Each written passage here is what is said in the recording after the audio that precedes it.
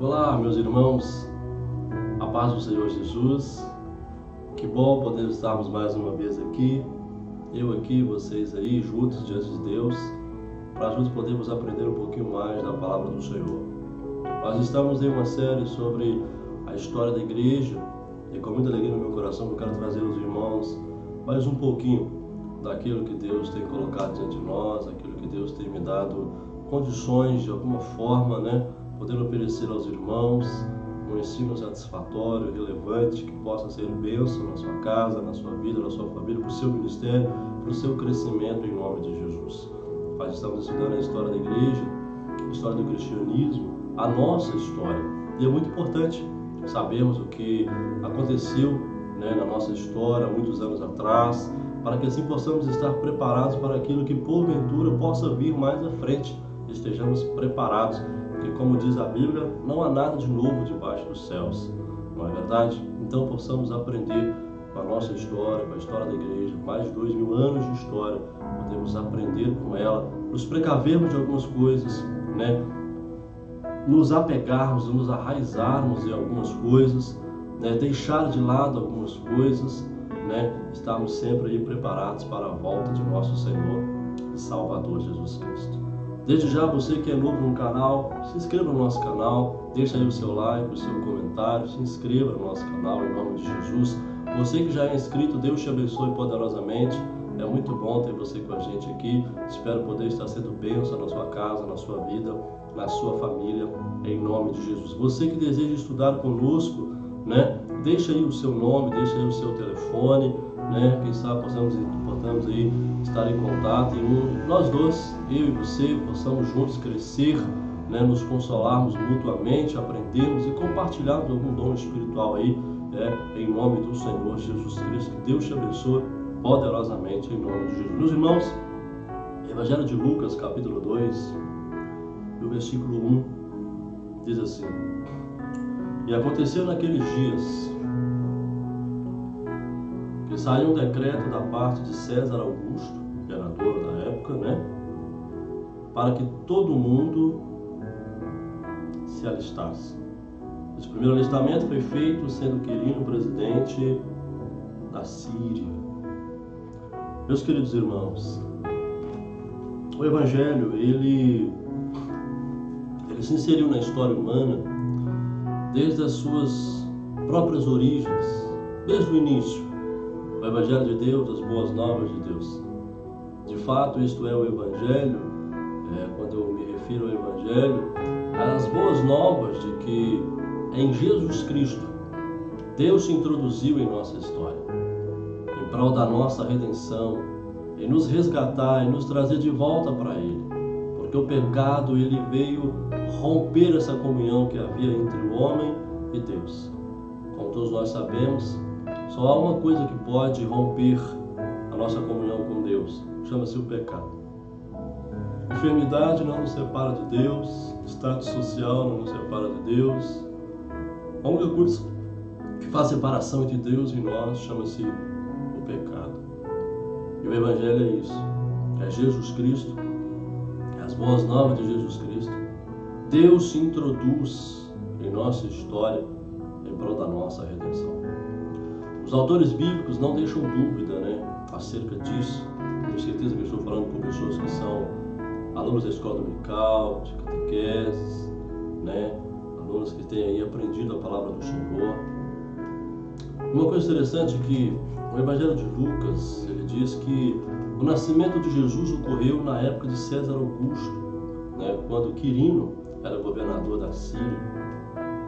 Pouco antes, o mesmo evangelista, ele situa a sua narração dentro do marco da história da Palestina, dizendo que esses fatos sucederam que nos dias de Herodes, rei da Judéia.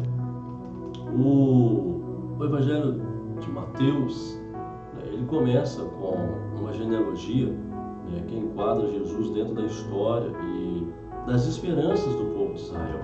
E quase imediatamente diz também que Jesus nasceu no tempo do rei Herodes.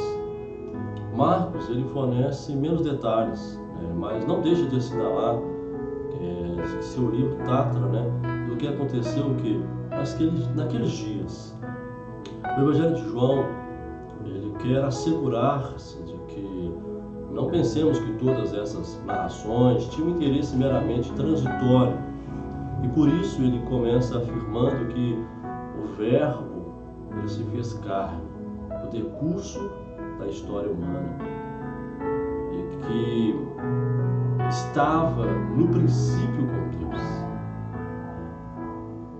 Mas depois de tudo, né, o restante desse evangelho se apresenta como uma narrativa, né, uma narração da vida de Jesus. E por último, um interesse semelhante pode ser visto ali, né, na primeira epístola de João, né, cujas primeiras linhas, né, declaram que o que era desde o princípio, né, e também o que ouvimos, o que vimos com os nossos olhos, o que contemplamos, nossas mãos apalparam. Essa importância da história para compreender o sentido da nossa fé não se limita à vida de Jesus, mas engloba toda a mensagem bíblica. No Antigo Testamento, boa parte do texto sagrado é de caráter histórico, né? A história em que Deus se revelou ao seu povo não é narrada somente nos livros, né? Geralmente chamamos, né, de livros históricos, mas também nos livros da lei, por exemplo, né? Você vê que em Gênesis e Êxodo e dos profetas, a parte dessa história é impossível conhecer a revelação de Deus. No Novo Testamento também encontramos o mesmo interesse pela história. Lucas, depois de completar seu evangelho, seguiu narrando a história da igreja cristã em Atos dos Apóstolos. Ele não fez isso por quem sabe, uma simples curiosidade antiquária, mas principalmente por fortes razões teológicas. Com efeito, segundo o Novo Testamento, a presença de Deus entre nós, né, quando a Bíblia diz que Deus tabernaculou entre nós, Ele armou a sua tenda no nosso meio, né, não nos terminou com a ascensão de Jesus. Ao contrário, Ele próprio prometeu aos seus discípulos que não nos deixaria só, mas que Ele enviaria o que? Outro Consolador, o Espírito Santo. No princípio de Atos, imediatamente, né, antes da ascensão, Jesus lhes disse que receberiam o que? O poder do Espírito Santo, que em virtude disso seriam testemunhas até os confins da terra. Você, meu amigo, tem sido testemunha de Jesus? Tem sido testemunha ocular daquilo que Ele tem feito na sua vida? Seja testemunha na sua casa, no seu trabalho, na escola, seja testemunha onde você passar, dentro do ônibus. Seja uma testemunha ocular de Jesus, porque esse é o chamado. Ele nos chamou para sermos o quê? Testemunhas daquilo que Jesus tem feito. Eu tenho certeza que Jesus tem feito muita coisa na sua vida. Jesus tem feito muita coisa na sua casa, na sua família, e isso é importante. Isso é importante. E essa testemunha, ela vai até aos confins da terra. A vinda do Espírito Santo no dia de Pentecostes marca o começo da vida da igreja. Portanto, o que Lucas está narrando no livro que geralmente chamamos, né, de Atos dos Apóstolos, não é tanto os Atos dos Apóstolos como os atos do Espírito Santo através dos apóstolos. Lucas escreve, então, né, 2 livros. O primeiro sobre os atos de Jesus Cristo e o segundo sobre os atos do Espírito Santo.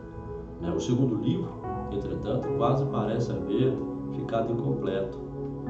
No final de Atos, Paulo ele está pregando em Roma, e o livro não narra o que aconteceu com ele ou com o restante da igreja. E isso tinha de ser necessariamente assim, tinha que ser assim. Assim, porque a história de Lucas, ela está narrando, né, a história que Lucas ele está narrando ali, não há de ser um final até que Jesus venha. Né? Naturalmente, isso não quer dizer que toda a história da igreja tem o mesmo valor e a mesma autoridade que Atos. Não é isso que eu estou falando. Ao contrário, a igreja sempre creu que o Novo Testamento é, né, a era apostólica, tem uma autoridade única, singular no projeto de Deus. Do ponto de vista da fé, a história da igreja ou do cristianismo é muito mais que a história de uma instituição ou de um movimento qualquer. A história do cristianismo é a história dos atos do Espírito Santo que entre os homens, entre as mulheres, que nos precederam na fé, vieram antes de nós. Às vezes, no decurso dessa história, Haverá momentos, né, em que nos será difícil ver a ação do Espírito Santo. Haverá quem utilizará a fé da igreja para se enriquecer, como vimos hoje em dia, infelizmente isso acontecendo, ou até mesmo para engrandecer o seu poderio pessoal, montando aí o seu império, né? Outros se esquecerão do mandamento do amor, perseguirão seus inimigos com fúria indigna, né? Uma fúria indigna ali do nome de Cristo. Em alguns períodos parecerá que toda a igreja abandonou por completo a fé bíblica, né? E teremos de nos perguntar até que ponto tal igreja pode verdadeiramente chamar-se de cristã. Em tais momentos, talvez nos convenha recordar 2 pontos muito importantes, meus irmãos. O primeiro é que a história que estamos narrando é, sim, a história dos feitos do Espírito Santo, mas é a história desses atos entre pessoas pecadoras, como nós, assim como eu e como você.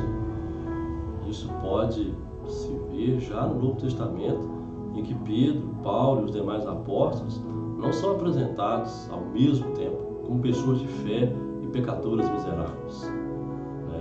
Você pode ver, né, tanto Pedro como Paulo, né, são apresentados ali como pecadores, mas pessoas como homens de fé, assim como eu e você.